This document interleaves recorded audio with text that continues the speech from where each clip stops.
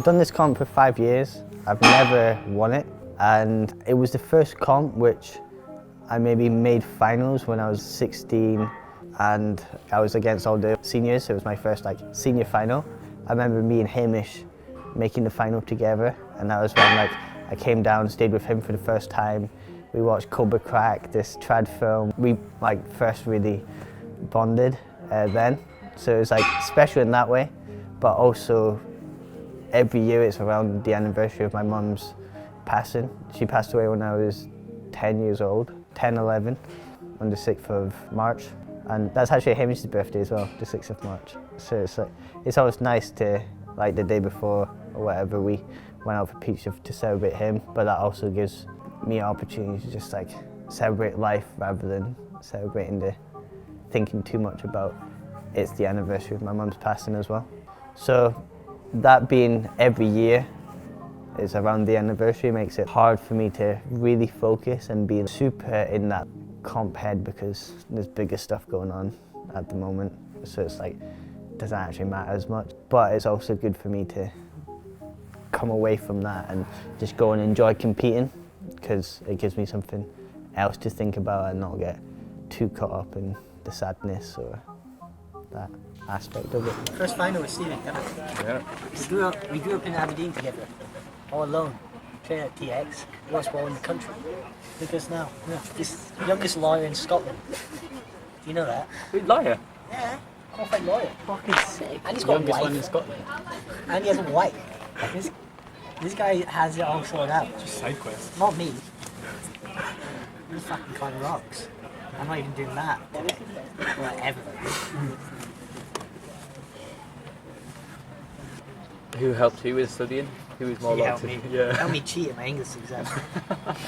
What? I used a thesaurus in the computer. Got an A. It's real. Yeah, so Top of block. I'll get to the top of the block, I'll jump down, and then Cramp up. and then I'll go. Make it a bit more believable. Jim, what are you going to do? Shit! What are you gonna do? Exactly. My dad said I need to do a fucking somersault. Well, maybe. Okay. What am I doing? The cold palm. Yeah. Oh my god, Yeah, fish islands, let's go. It's this sort of thing. Yeah, you can have stuff. Cool. Good luck, mate. In finals, I had this demon in me. Honestly, I was very focused and I had an extra gear, and I don't think I've felt that before, honestly. The years before, maybe I couldn't control those emotions or couldn't channel that grief in a way which gave me power. It was more taken away, made me anxious, and I would think about winning to make her proud too much, where there it was just, I could see all that happening and I could just let those thoughts be but not really entertain them too much and choose what I was wanting to do and the path I wanted to take. And that day allowed me to go out there and perform.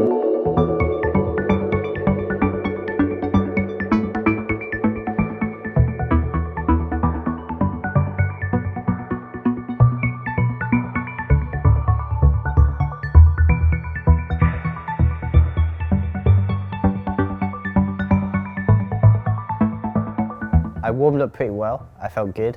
I had a few boulders in the spray wall in semis that I tried, and then in finals I felt way better on them. My body was maybe more tired, but I was maybe more recruited, so I was happy that that was going well.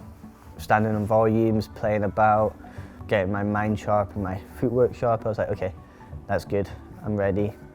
Go out, observation, and I feel like looking at the boulders, they maybe looked harder than they actually were. And I was like, wow, maybe just 2 tops will win. I was motivated, but I was also stressed. I had this demon in me. I wanted to win really badly. I wanted to go out there and finally slay the beast, which has been Plywood Masters, which I've tried to win 5 times. Never succeeded. I wanted it really badly to say that I've won it around the anniversary of my mum's passing, because it means a lot to me to come here and perform and do it there. So I had to control all of those emotions. And in finals, I felt like I did that really well.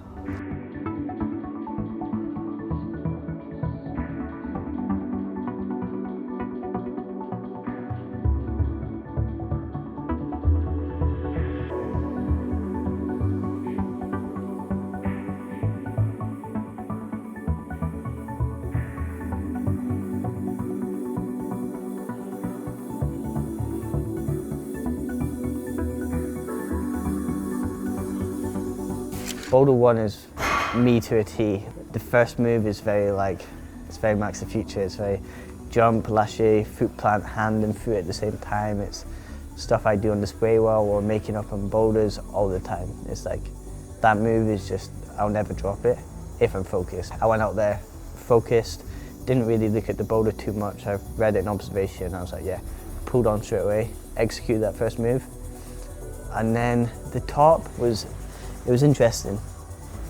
You're on like bad slopers and I knew it was like maybe a coordination like bump again, but I just been climbing on the spray wall so much and my hands are strong at the moment that I didn't have to do it the risky way. I could cheat it, match in and go static, which my past self would maybe think that was boring, but sometimes that's what you gotta do to win competitions, is not always show off, but get the boulder done on your first try. So I did that and the crowd was psyched and I was psyched and yeah, ran back into ISO and I was like, okay, let's go.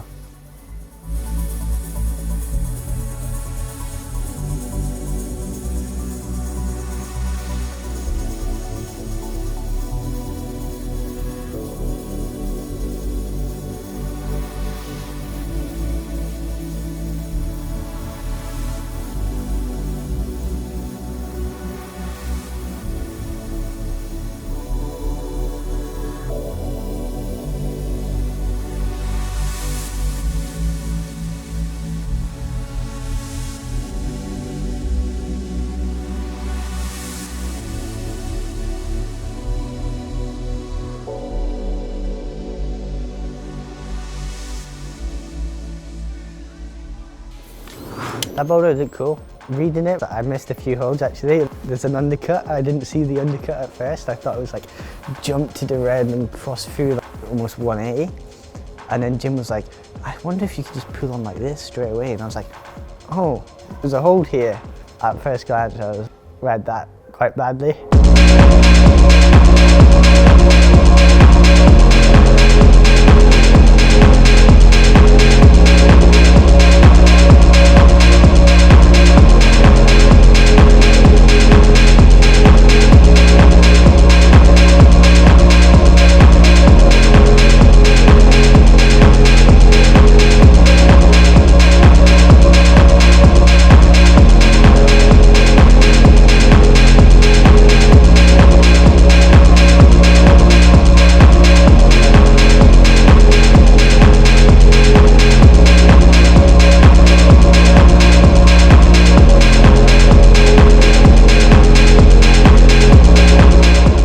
It's not as bad as it looked.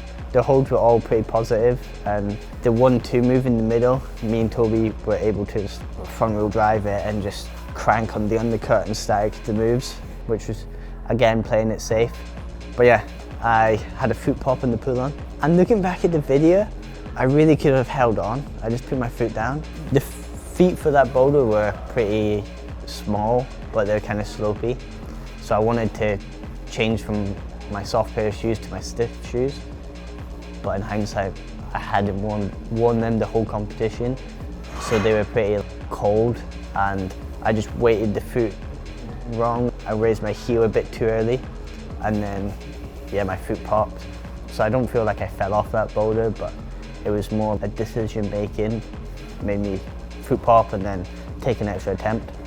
So that's good to learn, taking forward to World Cups and stuff. I'm not going to make that mistake.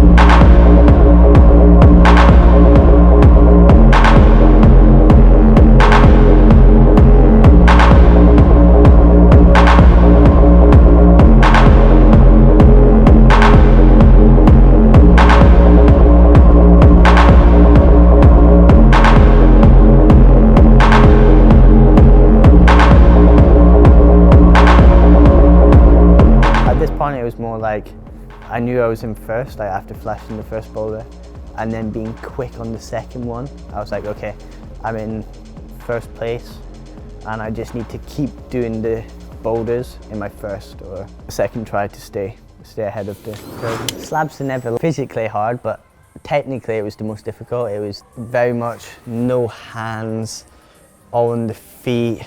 Some of the feet were no techs. Mentally that was really hard. So I think for sure it was the most difficult, and to be honest I was really psyched to do it.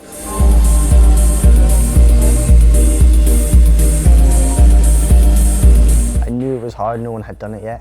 So when I went out I was focused and just knew that I had to believe in myself and believe I could stand on all of those feet and be confident. Before I went out to the boulder, I was in the back, eyes closed, just visualizing and being okay. I can stand on all of those footholds. I am really confident at standing on the feet, and I am a great slab climber. And I just rehearsed that in my mind and went out there, and it made me feel more confident, and I ended up doing the slab on my second try. First go, the feet were kind of wide and the foothold was this no texture button, and I just pushed off it too hard and fast, and my foot popped.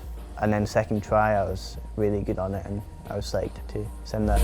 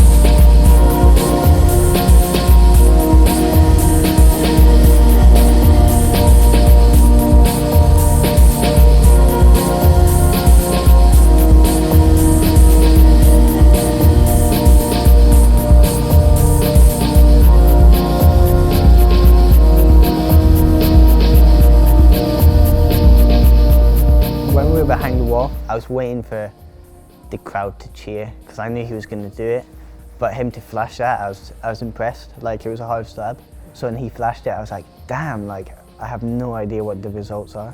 I knew I'd done the second and third in my second attempt, and he'd flashed those, and on the first boulder I thought he'd maybe done it on his like second or third try, so I thought he'd maybe taken the lead. It made that going into the last boulder, I had no idea. I knew it was really tight, and I was just like, okay, let's go all in, get it done on my first attempt, and then if he wins, he wins, but I've done my job and it's up to him after that.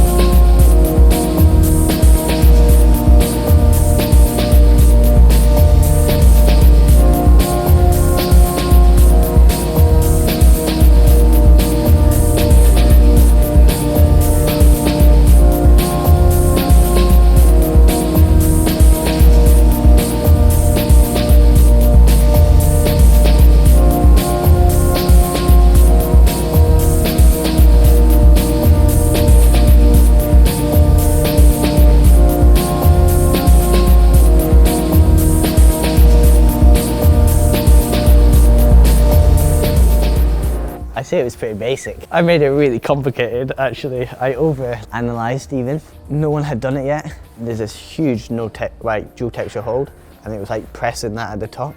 It didn't look that hard to just match and go. There must be a trick. It must be impossible to do that, and maybe it was more like you have to like use the foothold and spin around. And I'd been on a move with that hold, before, and it was the exact same, it was this spin move. So I was like, maybe they've just set that move again. And that's what I tried, and I ended up being absolutely tangled and like trying to reach this, and I was like breaking my elbow, and everyone was just like, what is he doing? I was just trying to, I have no idea, to be honest. So yeah, I'm just glad I could reverse it, and then I ended up just being here, and I was, oh, it's not so bad. Hit the little button, sorted my feet out, really dropped a knee, and the last move was far. It was really big, and I just gave it everything I had, and then I just saw Sam Pratt eyeing me up, and I put the little float knee in to match, and the whole comp I had this desire and this, I'd say, demon, and I just jumped up and climbed over the top of the wall, and I have no idea why.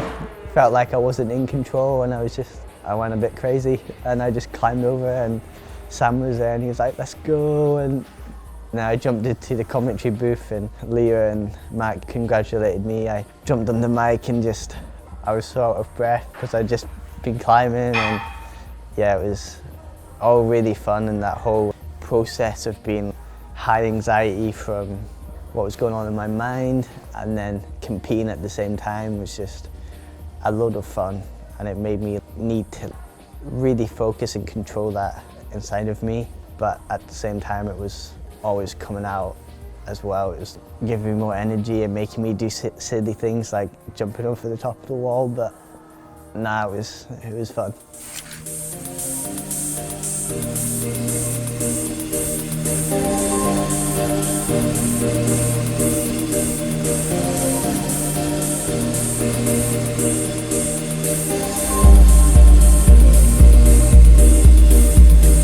I did feel this huge sense of relief and just being proud of myself at the same time. Like, I really wanted to then dedicate the performance to my mum. I did that on the interview, I spoke about that a little bit, and then just felt really proud that I was managed to control what I was thinking and feeling. And like, my dad sent me the recording of the live stream because he was watching, and he was really moved by the interview as well. And then I just really wanted to make the most of it, smile and hug Mark and really take it in and not be like, okay, I won the prize money, I beat Toby, job done. It was more like, actually, let's feel these emotions and be proud of myself for doing what I did. So I did that. I felt like I soaked it all up and made the most of that competition.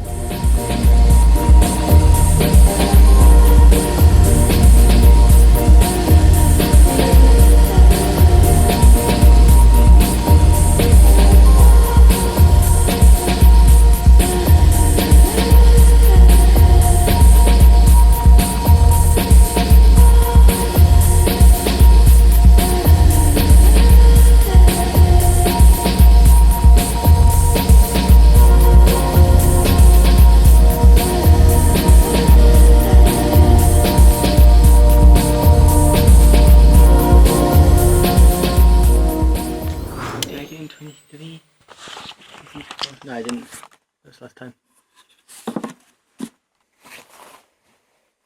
So it fell on the same date as my mum's passing. Today's the 9th, isn't it?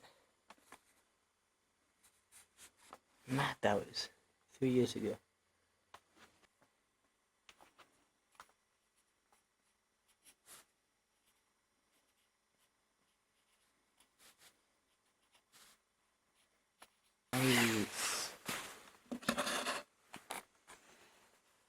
Never done that for any of the like trophies. So funny, because it has so much emotion behind the comp. Obviously, it's not like a World Cup. It's not as like the competition's not as meaningful, but like the emotions around it are just as important, and the story, like almost as proud as this as I am taking silver at World Cups.